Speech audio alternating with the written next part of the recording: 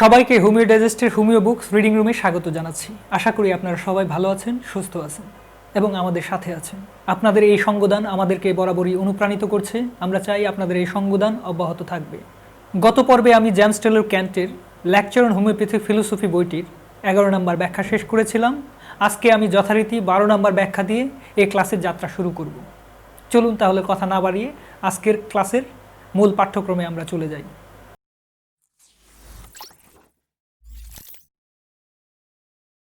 এখানে 12 নম্বর ব্যাখ্যায় বলা হচ্ছে, the removal of the totality of the symptoms means the removal of the causes. অর্থাৎ লক্ষণ সমষ্টি দূরীভূত হইলেই তৎসহ কারণটিও দূরীভূত হইবে। অর্থাৎ যে কারণে লক্ষণ সৃষ্টি হয়েছে, যখন এই লক্ষণের অন্তর্ধান হয়ে যায় তখন বোঝা যায় যে সেই কারণটিও দূরীভূত হয়ে গেছে। স্যামুয়েল হেনিম্যান এই ক্ষেত্রে যে একটি উদাহরণ দিয়েছিলেন সেই উদাহরণটি আমরা এখানে টেনে আনতে পারি। তিনি বলেছেন যে একজন মানুষ যদি দর্পণের সামনে দণ্ডায়মান হয়, অর্থাৎ আয়নার সামনে দাঁড়ায়, তখন কি হয়? আয়নাতে সেই মানুষটির প্রতিবিম্ব তৈরি হয়। অর্থাৎ এই মানুষ যখন আয়নার সামনে দাঁড়ায় তখনই কেবল আয়নাতে তার প্রতিবিম্বটি স্থাপিত হয়। এখানে যদি আমরা বলি মানুষ নেই, আয়নাতে তার প্রতিবিম্ব থাকবে, এটা কি আদৌ বাস্তব হবে না। বা মানুষ আছে, আয়নাতে প্রতিবিম্ব নেই, এটাও বাস্তব হবে না। অর্থাৎ আয়নার সাথে প্রতিবিম্বর যে একটি গভীর সম্পর্ক রয়েছে, এক্ষেত্রে লক্ষণের সাথেও কারণের একটি এরকম সম্পর্ক রয়েছে। দর্পণের সামনে অর্থাৎ আয়নার সামনে মূল ফ্যাক্টর বা মূল বস্তুটি, মূল অবজেক্ট নেই, কিন্তু আয়নাতে প্রতিবিম্ব রয়েছে, এটি যেমন অবাস্তব, কাল্পনিক, ঠিক তেমনই লক্ষণ দূরীভূত হয়ে গেছে, তার সাথে কারণ ব্যানিশ হয়নি, কারণটি চলে যায়নি, এমনটি ভাবা অমূলক। সেই বিষয়টি এখানে বলা হয়েছে। অর্গানল অফ মেডিসিনের 7 নম্বর অ্যাফোরিজমে বলা হচ্ছে, নাও as in the cure effect by the removal of the whole of the perceptible signs and symptoms of the disease, the internal alternation of the vital force to which the disease is due to, consequently the whole of the disease is at the same time removed. It follows that the physician has only to remove the whole of the symptoms in order, at the same time, to abrogate and annihilate the internal changes. That is to say, the morbid derangement of the vital force, consequently the totality of the disease. The disease itself, but when the disease is annihilated, the health is restored. And this is the highest, the sole aim of the physician who knows the true object of his mission, which consists not in learned sounding fretting, but in giving aid to the sick. অর্থাৎ যেহেতু বোধসাধ্য যাবতীয় আময়িক চিহ্ন ও লক্ষণরাজি দূরীকরণ দ্বারা রোগের কারণ স্বরূপ জীবনী শক্তির আভ্যন্তরীণ আময়িক পরিবর্তন তথা সম্পূর্ণ পীড়াটি একই সময়ে দূরীভূত হয়, সেই জন্য ইহাই প্রতিপন্ন হইতেছে যে আভ্যন্তরীণ পরিবর্তন বা জীবনী শক্তির আময়িক বিকৃতি অর্থাৎ সমষ্টিভূত পীড়া তথা সাক্ষাৎ ব্যাধিটিকে বিদূরিত বা বিনষ্ট করিবার জন্য সম্পূর্ণ লক্ষণরাজি দূরীভূত করা চিকিৎসকের প্রয়োজন। পীড়া ধ্বংসপ্রাপ্ত হইলে স্বাস্থ্য পুনঃস্থাপিত হইয়া থাকে এবং তাহা সম্পাদন করা তথা স্বাস্থ্য পুনঃপ্রাপ্তি হেতু রোগীকে সহায়তা করা চিকিৎসা বৃত্তির যথার্থ উদ্দেশ্যবেত্তা চিকিৎসকের সর্বোচ্চ ও একমাত্র ব্রত। তাছাড়া পাণ্ডিত্যজ্ঞাপক বিচিত্র বচন রাশি প্রয়োগ নহে। এখানে একজন চিকিৎসকের মূল লক্ষ্যের কথা বলা হয়েছে এবং লক্ষণরাজি দূরীভূত হলেই যে তার কারণ দূরীভূত হয় সেই বিষয়টিকেও এখানে উল্লেখ করা হয়েছে। একজন চিকিৎসকের মূল লক্ষ্য হচ্ছে রোগীর শরীরের যে রোগগত বিকৃতিগুলো হয়েছে সেই বিকৃতিগুলো রোগীর শরীর থেকে শেষ করে দেওয়া, রোগীকে আরোগ্য করা এবং তার হারানো স্বাস্থ্য রিস্টোর করা, পুনরুদ্ধার করা, তাকে ফিরিয়ে দেওয়া, এটি হচ্ছে একজন চিকিৎসকের মূল লক্ষ্য। এছাড়া নিজের পাণ্ডিত্যকে প্রচার করার জন্য, নিজের পাণ্ডিত্য জাহির করার জন্য বিভিন্ন বাগাড়ম্বর বা ভারী বচন দিয়ে একটি বিষয়কে ভারাক্রান্ত করা চিকিৎসকের লক্ষ্য নয়। এই বিষয়টিকেও এখানে উল্লেখ করা হয়েছে।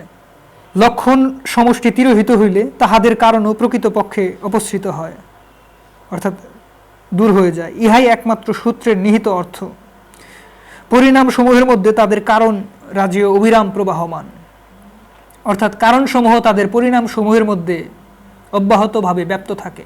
ইহা অনেকের জ্ঞাত নাও থাকিতে পারে, কিন্তু সত্য সত্যই পরিণামসমূহের বহুলাংশে তাদের সূচনার কারণগুলি বিদ্যমান থাকে।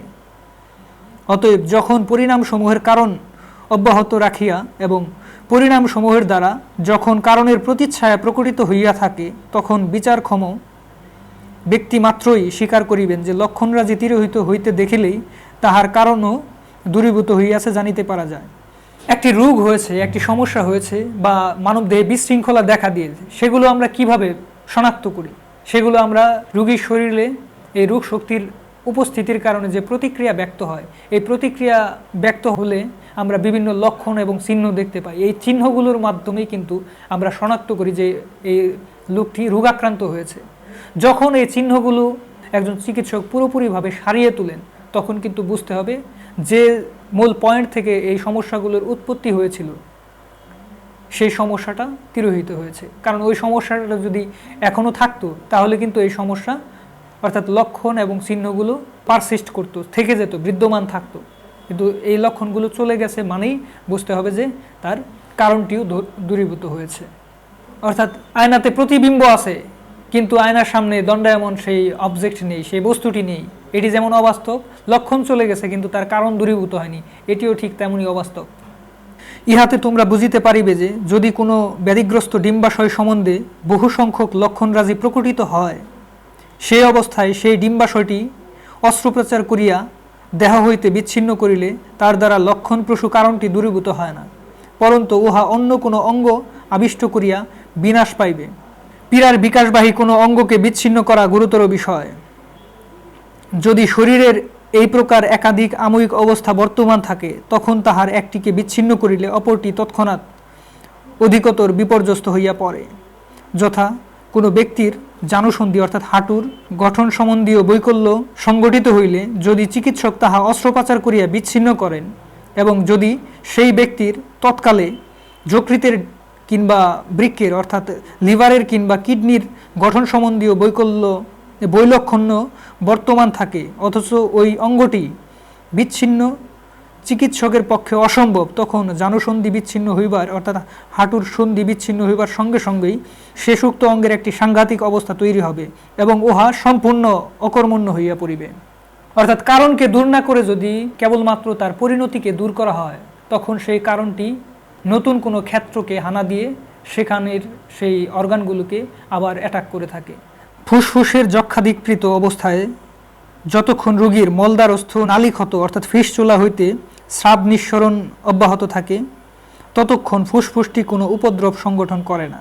কিন্তু এলোপ্যাথ মহাশয় আসিয়া নিঃসরণপত্রী রুদ্ধ করিবার মাত্রই ফুসফুসের ক্ষরণাতিশয্যে অর্থাৎ ফুসফুসের ক্ষরণ আরও বেশি মাত্রায় বেড়ে গিয়ে পীড়া বৃদ্ধিপ্রাপ্ত হয় এবং অচিরে রোগীর মৃত্যু সংঘটিত হয়। বহু ক্ষেত্রে রোগের পরিণামসমূহের আবশ্যকতা থাকে।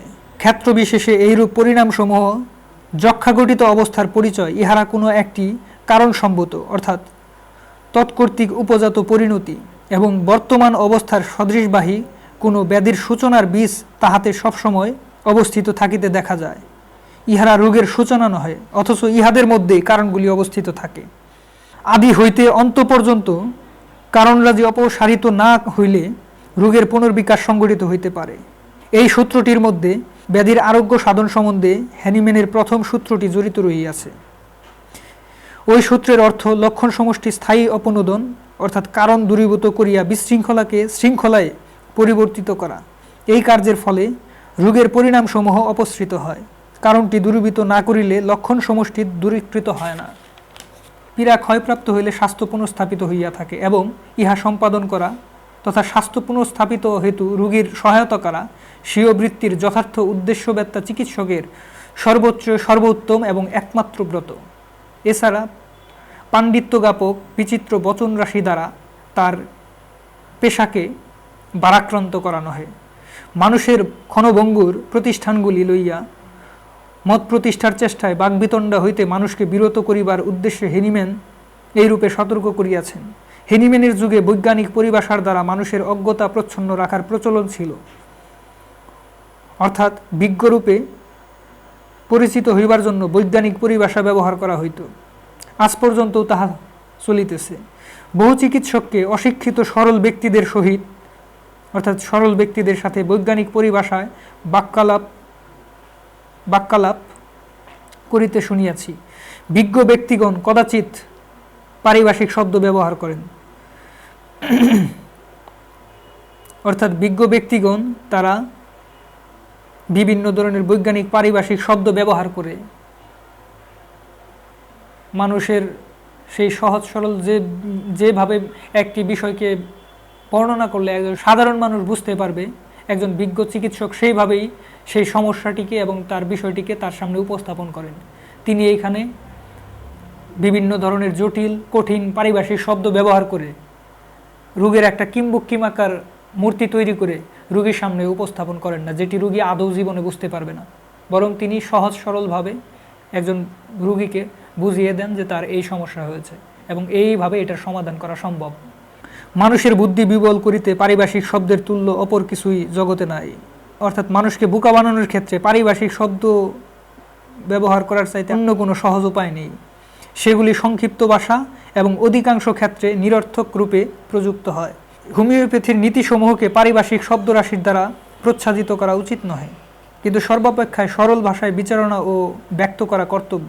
অর্থাৎ একজন ডাক্তারের কাছে যখন পেশেন্ট আসে তখন ডাক্তারকে সবসময় উচিত বিভিন্ন ধরনের জটিল এবং মেডিকেল যে বিভিন্ন টার্ম রয়েছে, পারিভাষিক শব্দগুলো রয়েছে, সেই শব্দ দিয়ে তার বিষয়টিকে বক্তব্যকে ভারাক্রান্ত করে রোগীর বোধগম্যতার বাইরে বিষয়টিকে না নিয়ে যাওয়া।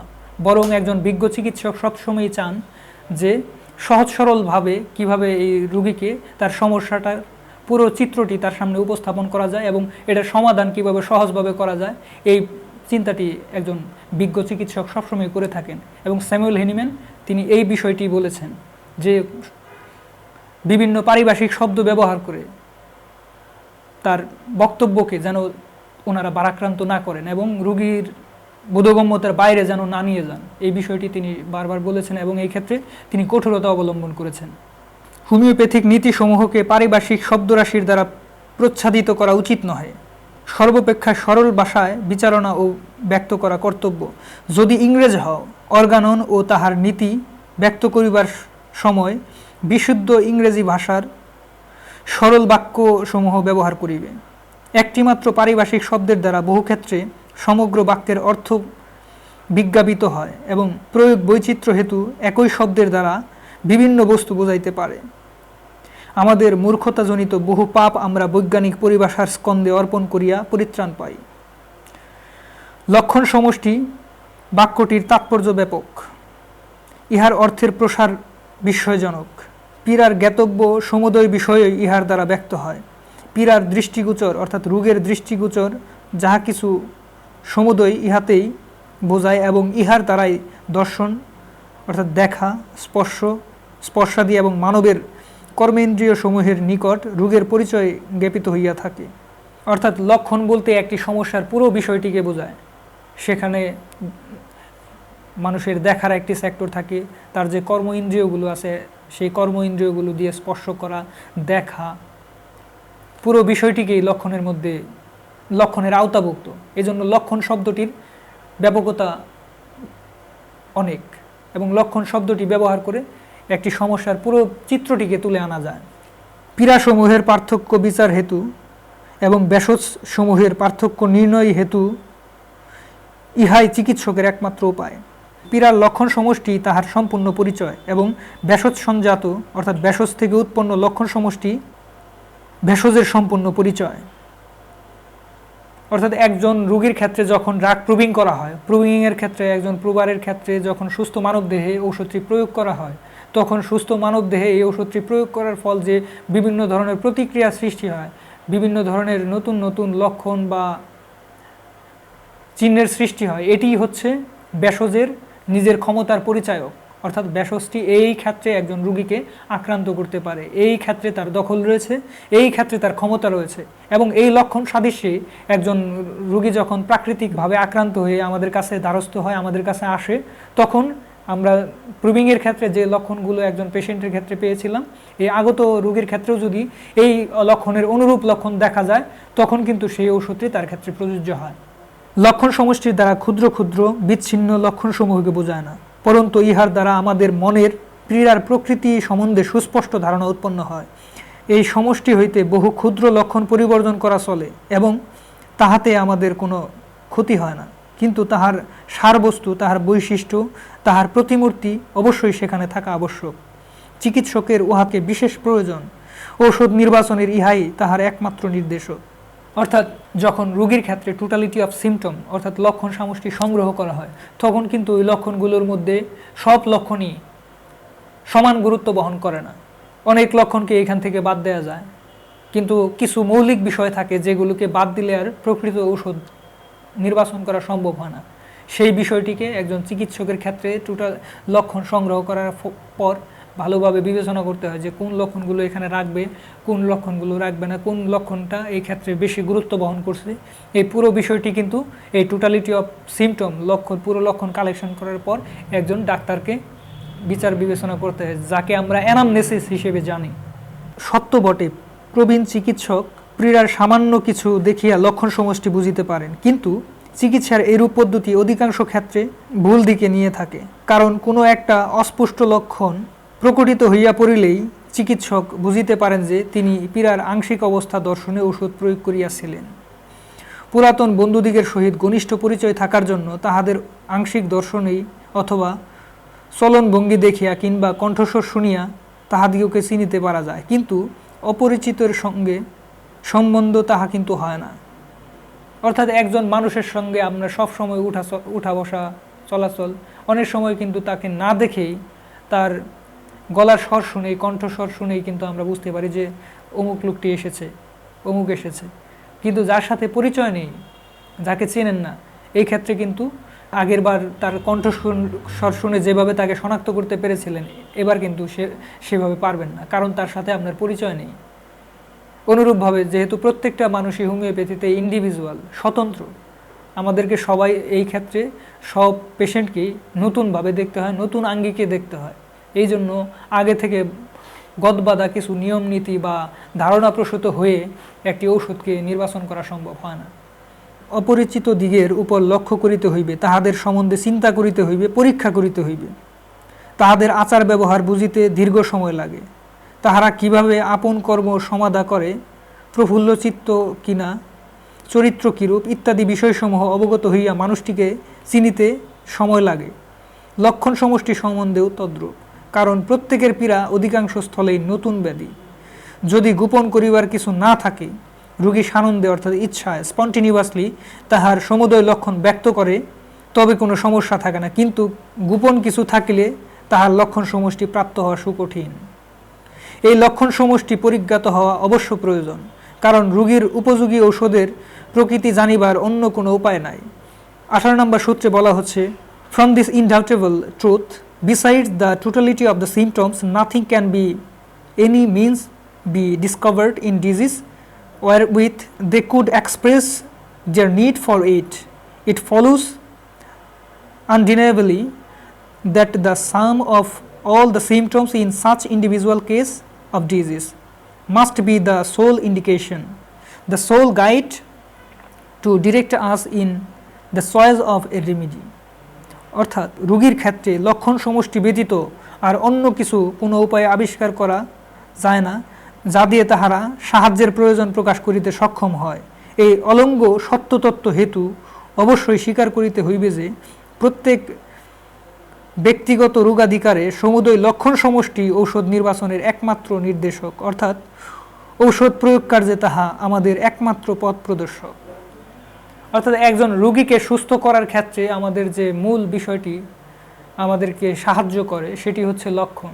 যেমন ধরুন একজন পেশেন্ট, সে রোগাক্রান্ত, সে অসুস্থ ফিল করছে, কিন্তু সেই অসুস্থতা বাইরে ফ্লাশিং হচ্ছে না, কোনো লক্ষণ তার ভিতরে খুঁজে পাওয়া যাচ্ছে না, কিন্তু রোগীর অবস্থা দিনকে দিন খারাপের দিকে যাচ্ছে। তাকে কি সুস্থ করা সম্ভব?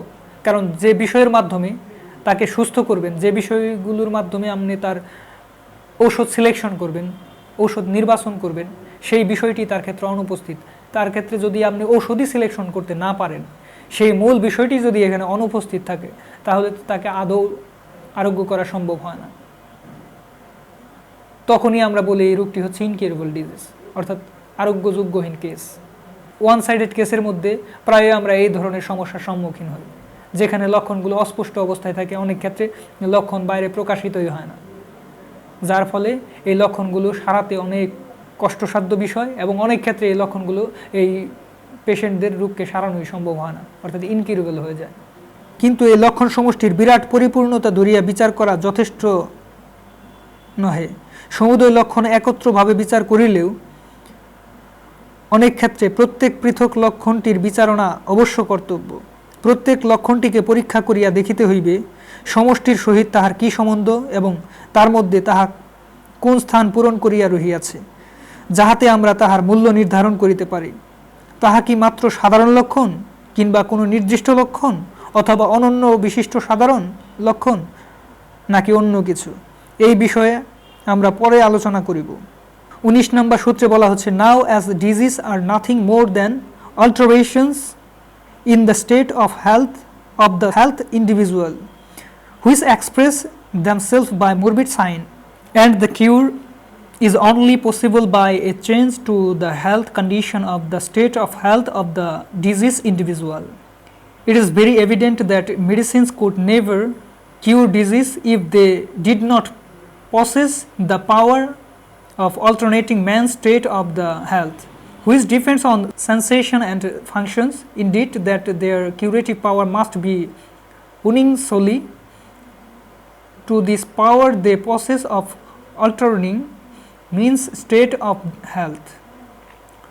যখন দেখা যাইতেছে যে ব্যাধিসমূহ আমূলিক লক্ষণ ও চিহ্নাদি রূপে প্রকটিত সুস্থ ব্যক্তির স্বাস্থ্যের অবান্তর প্রাপ্তি ব্যতীত অপর কিছুই নহে এবং পীড়িত ব্যক্তির বর্তমান স্বাস্থ্যের অবস্থা পরিবর্তনপূর্বক সুস্থ অবস্থায় পরিণত করা আরোগ্য সাধনের একমাত্র উপায়, তখন ইহাই প্রতিপন্ন হইতেছে যে মানবের অনুভূতি ও ক্রিয়াদিগত স্বাস্থ্যের পরিবর্তন পটীয়সী শক্তি না থাকলে ব্যাসদসমূহ কখনো ব্যাধির আরোগ্য সম্পাদনে সক্ষম হইত না।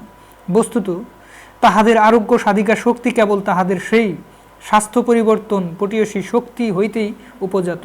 উপরোক্ত উক্তির তাৎপর্য এই যে দেহানুক্রমে পরিবর্তন সাধনের ক্ষমতা বর্তমান থাকা ঔষধ সমূহের পক্ষে অবশ্য প্রয়োজন, অন্যথা তাহারা দেহানুক্রমে শৃঙ্খলা পুনঃস্থাপিত করতে সক্ষম হয় না।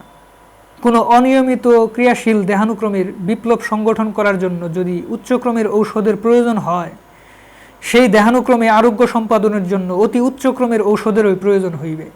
রোগ প্রবণতার যে ক্রমানুপাতে ঔষধ প্রয়োগের আবশ্যকতা ঘটে, সেই ক্রমের সহিত ভেষজ শক্তিরও সুদীর্ঘ ক্রমমালা সংগ্রথিত। অতএব 30 শক্তি অর্থাৎ 30 পটেন্সি থেকে সিএম শক্তি পর্যন্ত বা সিএম পটেন্সি পর্যন্ত কোন ক্রমটি অর্থাৎ কোন শক্তিটি প্রকৃত কার্যক্ষেত্রের অভিজ্ঞতায় কখনো বাদ পড়তে দেখা যায় না। ইহা প্রায়শই সত্য যে প্রয়োজন অপেক্ষায় ঔষধের শক্তি উচ্চতর ক্রমের না হইলে কোনো ক্রমে উহাকে উচ্চ বলিয়া বিবেচনা করা যায় না। পরিবর্তন সাধনের শক্তি না থাকিলে কোনো ঔষধই আরোগ্য সাধন করিতে পারে না, এবং আমরা জানি পরীক্ষা প্রক্রিয়াতে ঔষধসমূহ পরিবর্তন সংগঠন করা হইয়া থাকে, কিন্তু পরীক্ষাস্থলে পরীক্ষকের বিবেচনা অনুসারে ঔষধের শক্তি বৃদ্ধি অথবা লঘু করা হয়। অধিকাংশ ক্ষেত্রে স্থূলতর ভেষজসমূহ সামান্য কিছু পরিবর্তন সাধন করে এবং কখনো বা কিছুই করে না। উচ্চতর শক্তিতেই পীড়া উৎপন্ন হয়। প্রবণতার ক্রম অনুসারে ইহা সংগঠিত হইয়া থাকে। কোনো কোনো পরীক্ষাধীন ব্যক্তির উচ্চতর শক্তিতে আবিষ্কৃত হইবার প্রবণতা থাকে, তাহারা নিম্নতর শক্তিতে আবিষ্ট হয় না।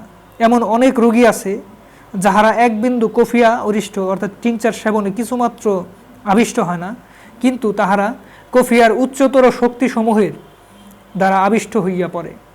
এই প্রকৃতির রোগীগণ অধিক পরিমাণ কফিয়া সেবনে প্রায় পীড়িত হয়। স্থূল লাইকোপোডিয়াম অধিকাংশ ব্যক্তির উপর কোনরূপ প্রভাব বিস্তার করিতে পারে না, কিন্তু তাহারা উচ্চতর শক্তির ক্রমান্বয়ে সেবন করিবার পর প্রায় সকলকেই আবিষ্ট হইতে দেখা যায়। পীড়িত ব্যক্তির শৃঙ্খলা পুনঃস্থাপনের জন্য ঔষধের প্রভাব অবগত হইতে হইলে সুস্থ ব্যক্তিদিগের উপর তাহা প্রয়োগপূর্বক তাহার পরিণতি লক্ষ্য করা শ্রেষ্ঠতম উপায়। ইহাকে আমরা ভেষজ পরীক্ষা বা ড্রাগ প্রুভিং বলিয়া থাকি। অর্থাৎ একটি ঔষধের ক্রিয়াক্ষেত্র সম্পর্কে বা তার ক্ষমতা সম্পর্কে, তার পাওয়ার সম্পর্কে যদি ধারণা লাভ করতে হয়, তখন আমরা কিভাবে এটির ধারণা লাভ করি? একজন সুস্থ মানুষের দেহে এই ঔষধটি যখন প্রয়োগ করা হয়, এই ঔষধটি এই সুস্থ মানুষের জীবনী শক্তিকে আক্রান্ত করে বিভিন্ন ধরনের লক্ষণের সৃষ্টি করে, বিভিন্ন ধরনের চিহ্নের সৃষ্টি করে। এবং এক এক ঔষধ মানুষের ক্ষেত্রে এবং এক এক ঔষধ জীবনী শক্তিকে আক্রান্ত করে ভিন্ন ভিন্ন দিকে লক্ষণ তৈরি করে।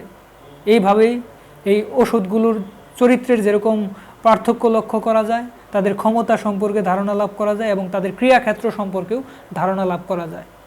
আধুনিক ব্যবসায়ীগণ যে প্রকারে তাহাদের ঔষধসমূহ জনসমাজের সম্মুখে উপস্থিত করিতেছেন, তাহাতে তোমরা সহজে চিন্তা করিতে পারো যে তাহারা বিরাট গবেষণা ও গভীর চিন্তা করিয়া বুঝিতে পারিয়াছে তাহাদের এই সমুদয় ঔষধ মানবজাতির কি উপকার সাধন করিবে। বর্তমান সময়ে চিকিৎসাবৃত্তির অবস্থা কিরূপ দাঁড়াইয়াছে তাহা অবগত হইবার জন্য আমি প্রায় নিউ ইয়র্কের বিভিন্ন নগরীতে বিভিন্ন ব্যবসায়ীগণের সাথে কথাবার্তা বলি এবং তাদের কথা ধৈর্য সহকারে শুনি। সে ব্যক্তি তাহার বক্তব্য বলিতে থাকে, তাহাদের সেই আশ্চর্য সংমিশ্রণটি কোন ধরনের কার্য করিতে সক্ষম সে ধরনের বর্ণনা করে, কত প্রকার ব্যাধি তার দ্বারা আরোগ্য হয় তাহা বিবৃত করে। অতঃপর আমি তাহাদেরকে প্রশ্ন করি, সে ব্যক্তি কিরূপে এই সমুদয় বিষয় জানিতে পারিয়াছে। উত্তর পাই, ও চিকিৎসকরা এই সমুদয় বলিয়াছেন। এই প্রশংসাপত্রগুলি দেখুন। আমি প্রশ্ন করি, তাহারা কিরূপে ইহা জানিতে পারিলেন। উত্তর পাই, আহা, তাহারা যে ইহা ব্যবহার করেন। কিন্তু আমরা জানি একটা ঔষধের ক্ষমতা সম্পর্কে ধারণা লাভ করতে হলে সেই ওষুধকে কি করতে হয়, সুস্থ মানব দেহে প্রুভিং করতে হয়। এটি হচ্ছে হোমিওপ্যাথির একটি নীতি, একটি ঔষধের ক্ষমতা সম্পর্কে এবং সেই ওষুধটি কোন ক্ষেত্রে প্রযোজ্য হবে, কোন রোগীর ক্ষেত্রে দিতে হবে, সেই বিষয়গুলো কিন্তু আমরা ড্রাগ প্রুভিংয়ের মাধ্যমে জেনে থাকি। কিন্তু এখন বর্তমান সময়ে অনেক ক্ষেত্রে আমরা লক্ষ্য করে থাকি অনেক ধরনের প্যাটেন্ট, বিভিন্ন ধরনের টিংচারের সংমিশ্রণ, টিংচার, এগুলো অনায়াসেই হোমিওপ্যাথির নাম করে হোমিওপ্যাথির লেবেল লাগিয়ে এগুলো রোগীর দেহে প্রয়োগ করা হচ্ছে, যেগুলো আসলে আদৌ হোমিওপ্যাথি নয় এবং এগুলো হরহামেশাই করা হচ্ছে এবং এগুলো চলমান আছে। ডাক্তার জেমস টেলর ক্যান্ট তার বাস্তব অভিজ্ঞতা থেকে এই ধরনের বর্ণনা দিয়ে থাকছেন এবং তারা এই ক্ষেত্রে তাদের যুক্তি উত্থাপন করেন যে এগুলো তারা অনেক দিন ব্যবহার করেছেন, এটা তাদের অভিজ্ঞতার ফল এবং তারা অভিজ্ঞতার মাধ্যমে জানতে পেরেছেন যে এই ওষুধগুলো অমুক অমুক ক্ষেত্রে প্রযোজ্য হয়, যেটা আসলে হোমিওপ্যাথির মূল নীতিগুলোর বিরুদ্ধাচরণ। কিন্তু এই সমুদয় ঔষধ আদৌ পরীক্ষিত হয় নাই। হোমিওপ্যাথ যেমন জানেন যে তাহারা ঔষধসমূহ কি উৎপাদন করিবে কিংবা কি আরোগ্য করিবে, তাহাদের ওই সমুদয় ঔষধ সেরূপ নিয়মানুসারে প্রয়োগ করা হয় না। তোমাদের কোনো ঔষধ বিক্রেতা বন্ধুর দোকানে গমন করিয়া তাহার সহিত এ সম্বন্ধে আলাপ করিলে জানিতে পারিবে যে সেই পল্লীস্থ শৌখিন চিকিৎসকগণের সকলের ওই ব্যবস্থাপত্রে ওই প্রকার অদ্ভুত সংমিশ্রণে প্রস্তুত ঔষধ লিখিত হয়। তাহার 6 মাস পরে যদি পুনরায় সেই ঔষধালয়ে যাও, এই সমুদয় ঔষধের একটিও আর ব্যবহার হইতে দেখিবে না, পরন্তু দেখিবে আবার অন্য কোনো প্রচারক আসিয়া অপর এক অভিনব ঔষধগুচ্ছের আশ্চর্য গুণাবলী কীর্তন করিয়া তাহাদিগের প্রচলন ঘটাইয়াছে। মনে করিও না আমি কেবল প্রাচীনপন্থী বিষক দিগের প্রতি এই ইঙ্গিত করিতেছি। অর্থাৎ জেমস টেলর ক্যান্ট বলছেন যে মনে করো না যে আমি এই কথাগুলো কেবল প্রাচীনপন্থী চিকিৎসকরা বিভিন্ন ঔষধ স্থূলমাত্রায় ব্যবহার করে, বিভিন্ন ধরনের রাসায়নিক পদার্থের সংমিশ্রণে তৈরি ওষুধগুলো তারা স্থূলমাত্রায় ব্যবহার করে, তাদের ক্ষেত্রে এই কথাগুলো বলছি। অধুনা আজকাল হোমিওপ্যাথরাও এই ধরনের কাজ করছে এবং সেখানে হোমিওপ্যাথির লেবেল লাগিয়ে করছে, তাদের কথাও আমি বলছি এখানে। যাহারা আপনাদের হোমিওপ্যাথিক চিকিৎসক রূপে মুক্ত কণ্ঠে ঘোষণা করে, তাহাদেরই অধিকাংশ এই সমুদয় ব্যবস্থাপত্র প্রেরণ করে।